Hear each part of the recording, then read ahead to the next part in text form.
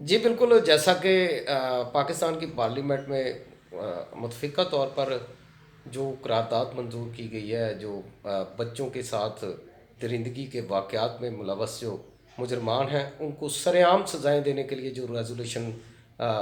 منظور کی گئی ہے، اس حوالے سے کسی سیاستدان کا تو نظریہ اس کے مخالف ہے اور کسی کا اس کی حمایت میں ہے، لیکن ضلع قصور چونکہ یہاں پہ درندگی اور سفاکیت کے جو واقعات ہوئے ہیں،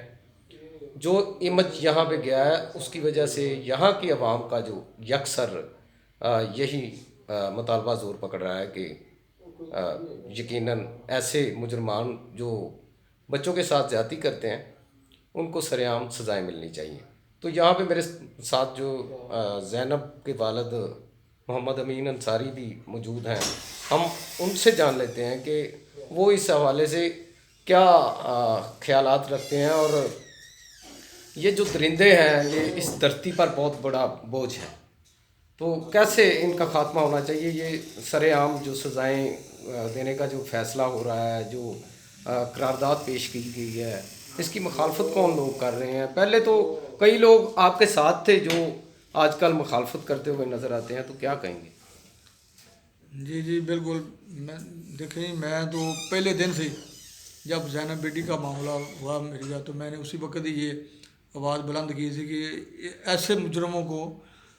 خصوصاً اس مجرم کو بھی اور اس کے علاوہ بھی جو مجرم ایسے واقعات میں بچوں کے ساتھ جنسی تشدد، زیادتی اور قتل میں ملوث ہیں، ان کو سر عام عبرت بنایا جائے، تاکہ ایسے واقعات ایسے جو جرائم ہیں اور واقعات کنٹرول ہو سکے۔ قصور کا ویسے ہی نام کچھ، اس سے پہلے جو حسین خان والا واقعہ ہوا تھا، اس کے بعد یہ زینب بیٹی کا تو اتنا زیادہ وہ انٹرنیشنل میڈیا پر وائرل ہوا کہ جب کہ واقعہ تو پورے پاکستان میں اس طرح کے ہو رہے ہیں، پورے پاکستان کے ہر شہر میں یہ بچوں کے ساتھ جنسی تشدد زیادتی کے واقعات ہو رہے ہیں۔ بلکہ میں تو یہ مطلب میرا تو یہ موقف عین اسلامی ہے۔ قرآن و شریعت کے مطابق، قرآن مجید اور شریعت میں یہ واضح احکامات ہیں کہ ایسے مجرموں کو سر عام پبلک کے سامنے خوفناک سزا دی جائے، تاکہ آئندہ کوئی بھی شخص ایسا جرم کرنا تو درکنار سوچے بھی نہیں، کہ اس میں کتنا خوف پیدا ہوگا کہ اس خوف کی وجہ سے جرائم کنٹرول ہوں گے اور ہمارے قوم کے بچے بچیاں سب محفوظ ہوں گے۔ ہماری بیٹی زینب تو قوم کے لیے قربانی ایک سے دے کے چلے گی، لیکن ہماری دعا پر یہ ایک کوشش ہے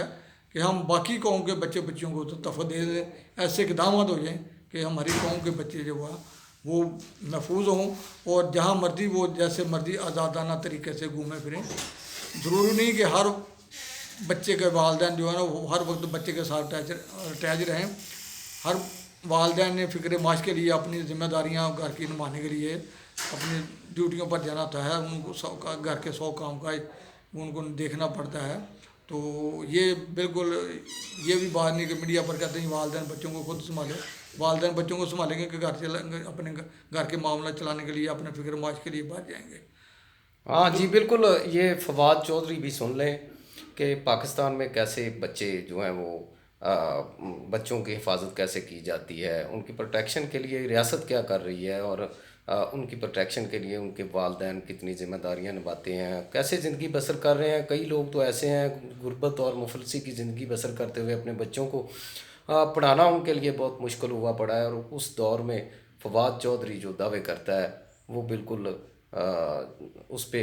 یکسر جو ہے عوام جو ہے وہ غیر مطمئن ہے اور تنقید کا نشانہ بنا رہی ہے، جبکہ امین انصاری صاحب کا یہی کہنا ہے کہ ایسے مجرمان جو بچوں کے ساتھ زیادتی کا فعل کرتے ہیں، ایسے کیسز میں مرتکب ہوتے ہیں، تو ان کو جو ہے وہ سر عام سزائیں دینے سے ایسے واقعات میں کمی آ سکتی ہے۔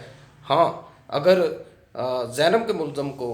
عمران کو اگر سر عام پھانسی لگا دی جاتی تو شاید چونیا کے واقعات دوبارہ رونما نہ ہوتے۔ اس کے بعد چونیا کے بہت بڑے واقعات ہوئے ہیں، تو امین انصاری صاحب یہ چونیا کے جو واقعات ہوئے ہیں ان کے متعلق کیا کہیں گے؟ ملزم تو ابھی یہ بھی جو ہے وہ ابھی اس کو بھی سزا جو ہے وہ سنا تو دی گئی ہے، لیکن سزا ابھی دی نہیں گئی، تو کیا ہوگا مزید اور کیا کہنا چاہتے ہیں؟ میں جی یہ اس پر میں یہ بات کہوں گا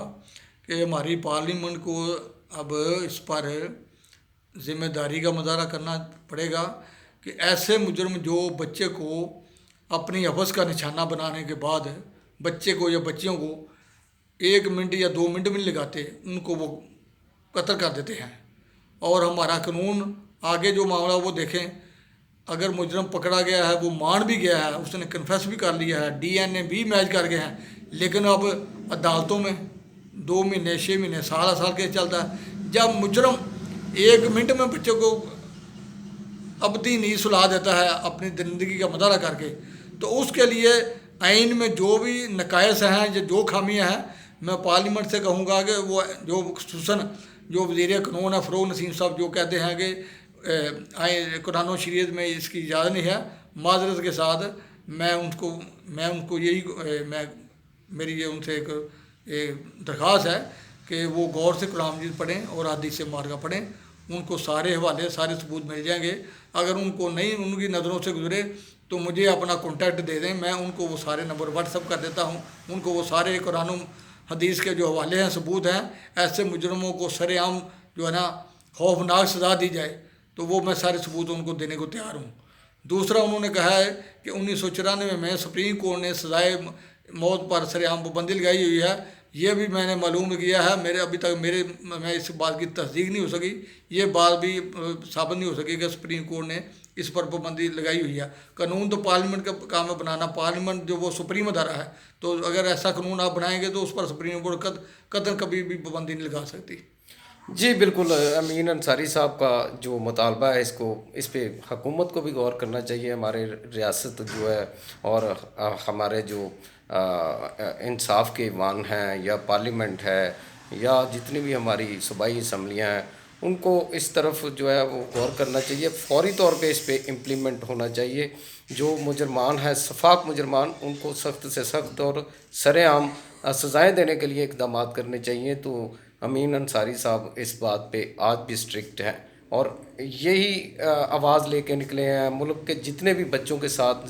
زیادتی کے واقعات ہو رہے ہیں، اس میں یہ سبھی لواحقین کا ساتھ دے رہے ہیں، ہر ممکن اپنی کوشش کر رہے ہیں۔ اس طرح جو ہے وہ بچوں کے ساتھ مزید جنسی زیادتی کے واقعات جو ہیں وہ تھم سکتے ہیں۔ تو اس میں ہر ایک فرد کو اپنا کردار ادا کرنا چاہیے۔ یہ جو بچے ہوتے ہیں یہ سب کے سانجے ہوتے ہیں، یہ